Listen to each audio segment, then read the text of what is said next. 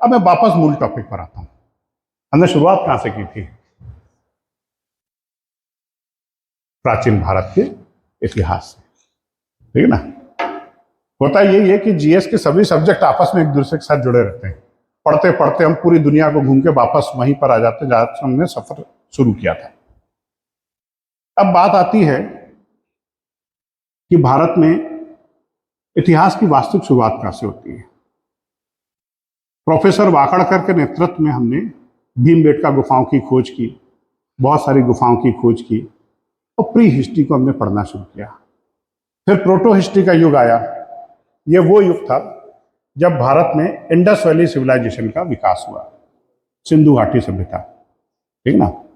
Indus valley civilisation 1921 में professor Rai Bahadur Dayaram Sahni ने Harappan civilisation की खोज की और पूरी दुनिया को बताया कि पूरी दुनिया की सबसे एंशिएंट सिविलाइजेशन भारत में मौजूद थी।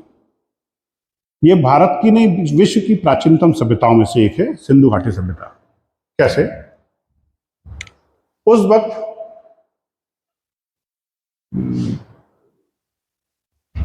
वक्त पूरी दुनिया में 4 सभ्यताएं मौजूद थी। एक थी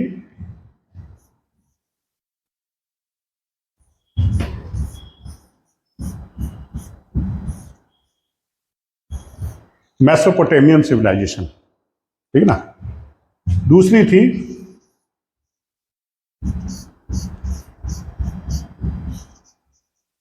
इजिप्शियन सिविलाइजेशन, हिंदी में इसको बोलते हैं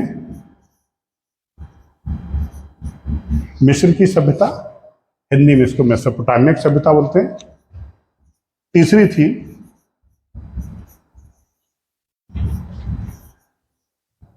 चीन की सभ्यता और चौथी थी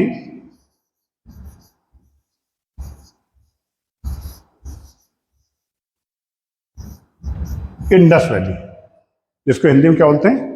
सिंधु घाटी।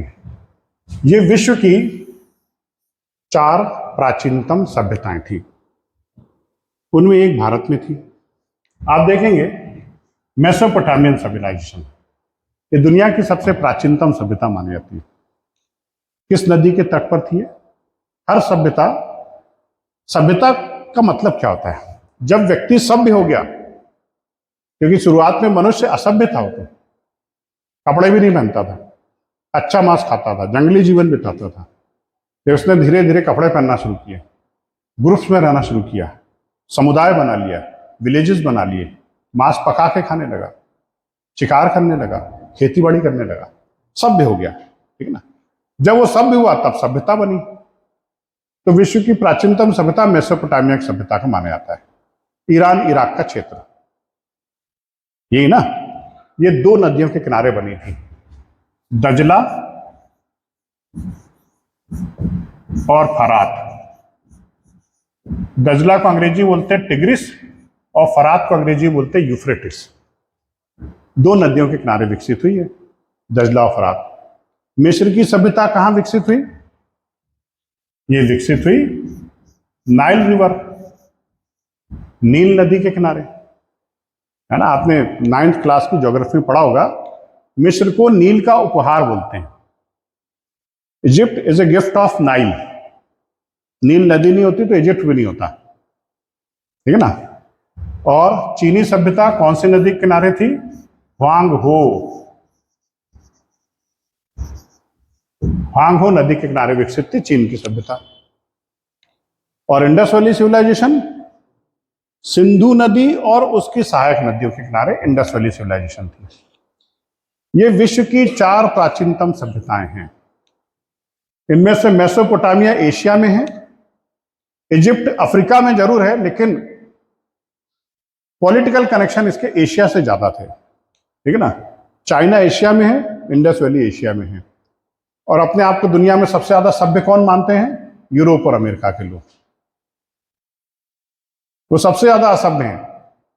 वो जब असभ्य थे तब हम सभ्य हो चुके थे। वो अपने आप को सभ्य मानते हैं, सबूत है हमारे सामने, ठीक है ना। चारों सभ्यताओं में सबसे ज्यादा महत्व इंडस वैली सिविलाइजेशन का है। वाई? मेसोपोटामियन सभ्यता बेस्ड ऑन एग्रीकल्चर। देखिए, कोई भी जो सभ्यता होती है, हर सभ्यता का एक आजीविका का साधन होता है, कुछ ना कुछ तो करते हैं ना भाई। फला सभ्यता के लोग क्या करते हैं, तो कोई भी सभ्यता जो प्राचीन थी, वो 3-4 उनके प्रोफेशन फिक्स थे। या तो खेती बाड़ी करते थे, एगेरियंस थे, या फिर पशुपालन करते, पेस्टोरल थे, या फिर व्यापार करते, या फिर शिकार करते, हंटिंग। 4 प्रकार थे: खेती बाड़ी, पशुपालन, शिकार और व्यापार। ठीक है ना। मेसोपोटामिया के लोग खेती बाड़ी करते थे, थोड़ा बहुत व्यापार भी कर लेते थे। इजिप्शियन लोग खेती बाड़ी करते थे, पशुपालन भी करते थे। चाइनीज लोग हंटर थे, हंटिंग करते, शिकार करते थे। ठीक है ना। बट इंडस वैली के लोग क्या करते थे? व्यापारी थे, ट्रेडर्स थे। ठीक है ना। ये व्यापार प्रधान सभ्यता थी, ट्रेड बेस्ड सोसाइटी। पूरी दुनिया की सबसे समृद्ध कौम व्यापारिक कौम, व्यापार करते थे ये। पशुपालन साइड काम था, एग्रीकल्चर साइड में था। शिकारिकार जानते नहीं थे, क्योंकि ये लोग पीसफुल थे, शांति मूलक सभ्यता थे। ये लोग लड़ाकू थे, ये लोग शांति मूलक थे।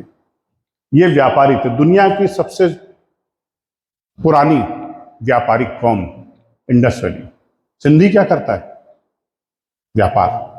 सिंधु घाटी सभ्यता के लोग क्या करते थे? व्यापार। इधर माल खरीदा, उधर बेचा, उधर खरीदा, इधर बेचा। मेसोपोटामिया में इंडस वैली के कॉइन्स मिले।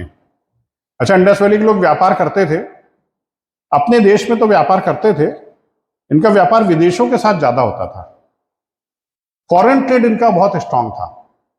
ये नाव में बैठ के समुद्र पार करके पता नहीं कहां कहां निकल जाते थे, मेसोपोटामिया पहुंच जाते थे, इजिप्ट पहुंच जाते थे, और व्यापार करके पैसा कमा कमू के वापस आ जाते अपने देश। आप बोलेंगे सर 5,500 साल पहले शिप में बैठ के समुद्र पार करके जाते थे। यस, जाते थे। सर कोई सबूत, एविडेंस मांगते ना हमारे भारत में लोग, सबूत दीजिए। मैं सबूत दे सकता हूं आपको। यहां से जाइए आप अहमदाबाद। अहमदाबाद कौन से राज्य में? गुजरात में। अहमदाबाद से 70 किलोमीटर दूर जाइए आप, ग्राम सरग वाला, वहां पर आपको एक इंडस वैली की साइट मिलेगी, लोथल। लोथल में आप जाएंगे तो वहां पर आपको बंदरगाह का साक्ष्य मिल जाएगा, एविडेंस ऑफ डॉकयार्ड। बंदरगाह समझते ना? बंदर बांधने की जगह नहीं है, जहाज बांधने की जगह। ठीक है ना। वहां पर आपको डॉकयार्ड का एविडेंस मिलेगा। इससे पता चलता है कि इंडस वैली के लोग जहाजों, वहां पर आपको कुछ कॉइन्स भी मिलेंगे, उस पर आपको जहाज के चित्र मिलेंगे, मस्तूल का चित्र मिलेगा। ऐसे ही कॉइन्स आपको मेसोपोटामिया में मिलेंगे। इंडस वैली के कॉइन मेसोपोटामिया कैसे पहुंच गए? उड़ के तो पहुंच नहीं जाएंगे, कबूतर उड़ा के ले गया। भाई लोग जहाज से समुद्र पार जाते थे, यात्रा करते थे, अपनी वस्तु इनको बेचते थे, उनकी वस्तुएं लेकर के वापस यहां आ जाते थे। सबसे ज्यादा ट्रेडिंग इनकी मेसोपोटामियंस के साथ थी। और बाकायदा एक बंदरगाह भी है जहां पर मेसोपोटामिया और इंडस वैली के व्यापारी एक दूसरे से मिलते थे, बार्टर करते थे, वस्तुओं के एक्सचेंज करते थे, मुद्राओं में लेन देन करते थे। उस बंदर का नाम है दिलमुन। दिलमुन नाम का बंदरगाह था, जो आज भी है। आज उसको बहरीन डॉकयार्ड कहते हैं, बहरीन बंदरगाह, यूनाइटेड अरब एमिरेट्स में।